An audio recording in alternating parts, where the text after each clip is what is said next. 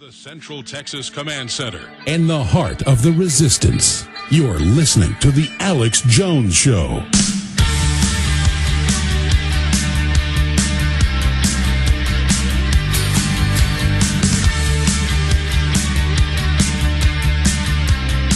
You know, it happens more and more. I get up in the morning and I do a couple hours of research, and then I come into the office and my producers and crew are all doing their own research.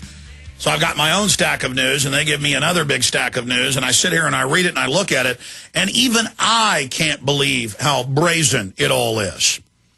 And I'll go back to Bloomberg yesterday, before I get into all the new news, where Prudential and others had secret agreements in 1999 with the Department of Veterans Affairs to not pay death benefits on policies that were paid for by the families and supplemented by the Pentagon, and they just keep the money.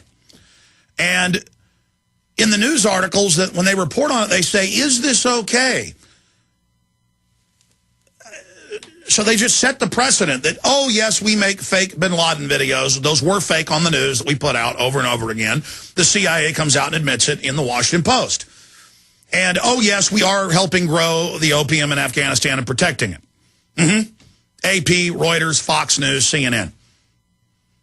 And, oh, yes, we're telling you core exit is not bad for you and there's no health problems from it.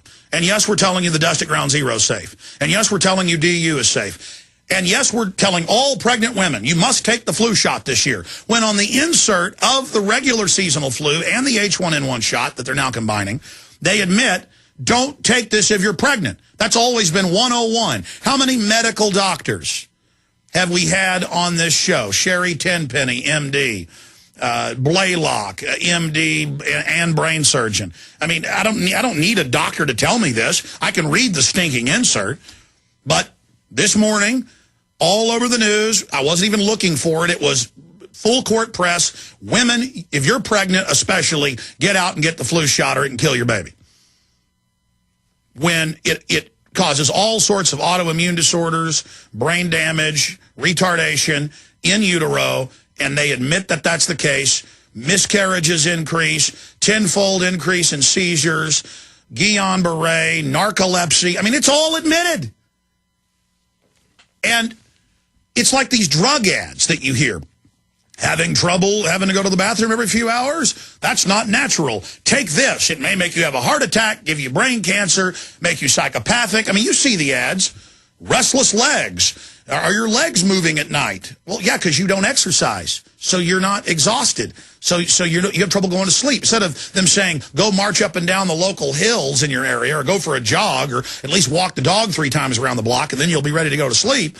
They say, we've got a drug for you, restless legs. It may cause wild gambling. They actually say it may cause compulsive gambling. It may cause you to become sexually wild.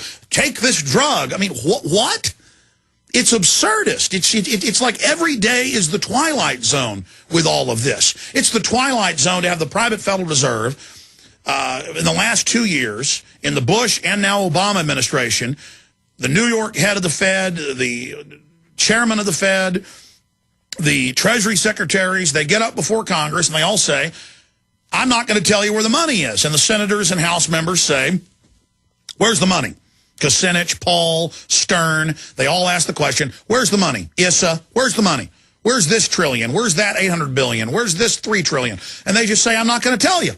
Just like 6 years ago, Rumsfeld is before the Armed Services House Committee, and they say, okay, 2 trillion was missing when you came into office. Now it's 4+ trillion. Where's the money? And he goes, well, let me consult the, at the time, head of the Pentagon Office of Budget, Dr. Chu. We played this clip many times. Dr. Chu. And Dr. Chu says, we're not going to tell you where the money is. And then it's like watching gangsters up there, and they just say, we're not going to tell you. We're going to do what we want, how we want. I mean, we're so far down the road of just bonkers insanity. It's like DynCorp was caught in 99 and caught in 2000, 2001, 2002, right through to last year. BBC, Chicago Tribune, major news articles that when I was reading them, I couldn't even believe it, that DynCorp's been caught in Eastern Europe and wherever they have military bases running giant slave rings. White slavery, that's sexual slavery. Every time I say white slavery, I get emails going, don't you care about black slavery? White slavery is sexual slavery, nothing to do with being white. But these are predominantly white women. And then I find out, I know how much I don't know. And then about 6 months ago, I get a phone call and an email, because she was listening to the show, from a researcher. And she says, Alex, you didn't know that in most states, the biggest private contractor for CPS is DynCorp? Catherine Austin Fitz called me and sent me the info. And then I just searched DynCorp CPS contracts, and they're the biggest contractor in Texas. And they're running the child kidnapping here, but through just the cover of, oh, we're protecting hurt children. But then every day I see articles from Texas to New York to Florida, California, Michigan, every day. Sometimes not every day, but then I'll see 3 in one day. I mean, on average, it's every time I look at news, scanning through it, where there's a crackhead woman that the CPS knows isn't feeding her 4-year-old who weighs 15 pounds and the girl dies. Or there's some white trash person pulling their child's teeth out with pliers and they know and don't stop them. Well, they don't want a crackhead baby. They don't want some white trash baby. They want middle-class, healthy, blonde-haired, blue-eyed babies.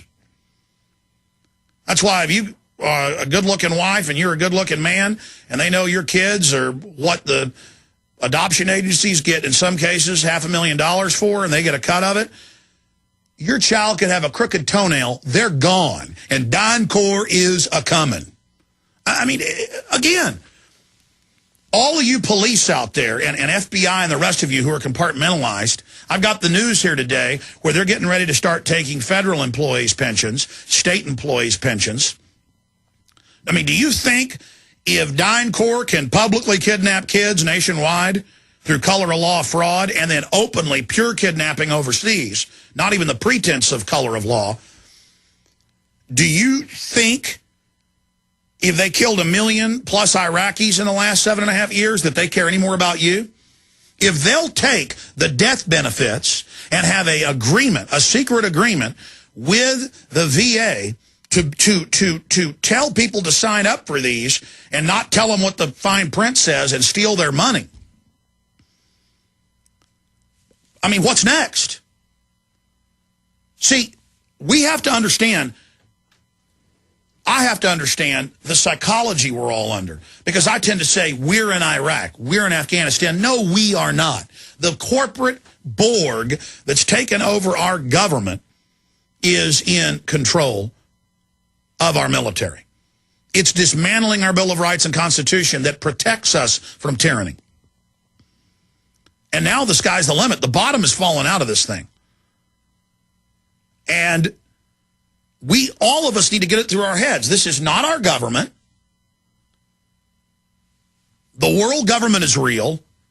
It is oppressive. It is murderous. Its end game is set up a high-tech police state grid, bankrupt everybody to get us into the system, and then start carrying out even more obvious sterilization and euthanasia.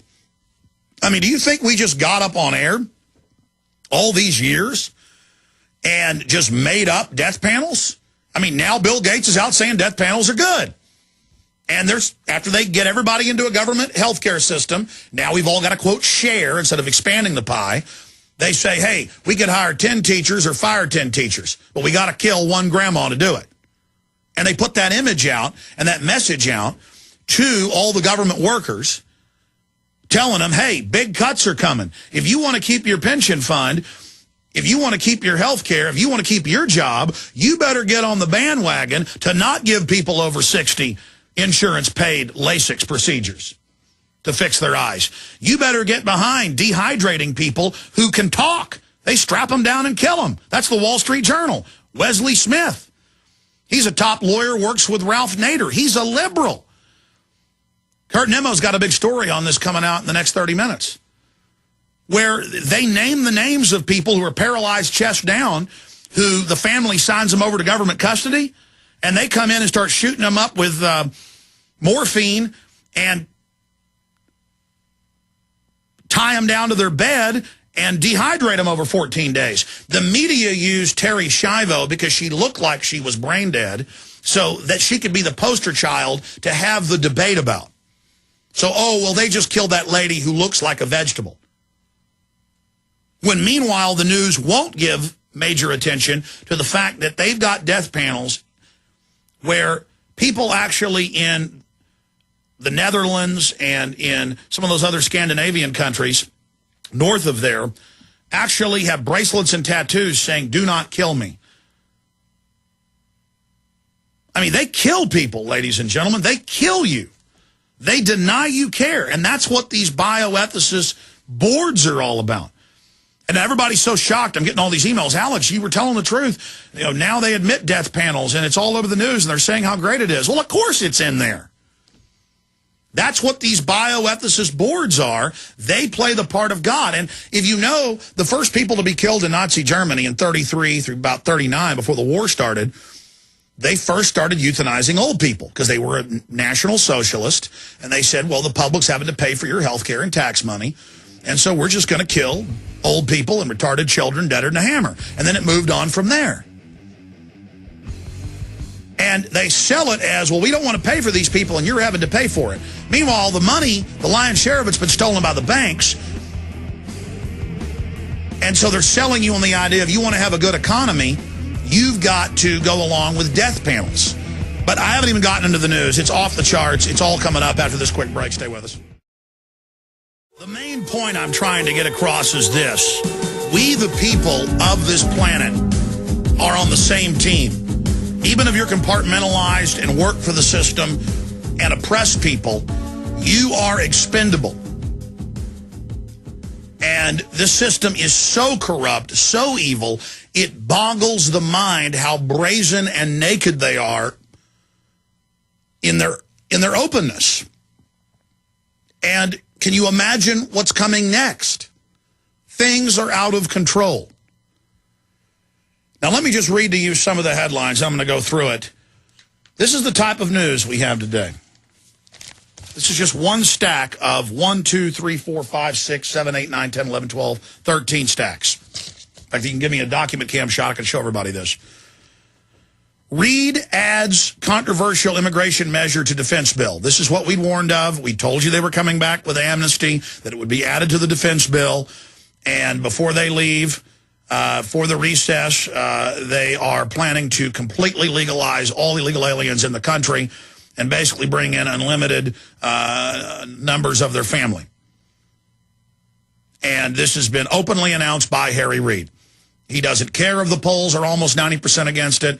He doesn't care if it's treason. He doesn't care if the states are going bankrupt. It doesn't matter. They plan to do it. That's one article. Huge.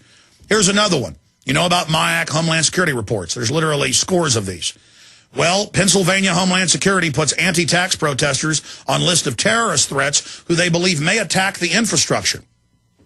And they say that by trying to cut taxes, that threatens the infrastructure, threatens the government.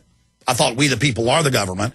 And so they're listed as terrorists. The Pittsburgh Tribune Review reports Pennsylvania Democrat Governor Ed Rennell is deeply embarrassed by the disclosure that Senate Homeland Security officials have designated anti-tax protesters and other folks exercising their First Amendment rights to petition the government as a threat to the state's infrastructure. I'm appalled by the information that was disseminated.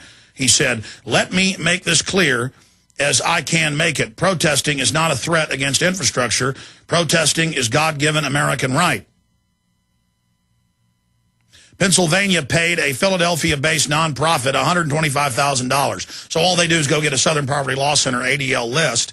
They take the police intelligence files, and then they integrate it together and get $125,000. This goes on. They've got these little watchdog groups in every major city, even in small towns, and they get big cash, big state and federal and private foundation, Ford Foundation money to run around and brainwash the police that patriots are bad.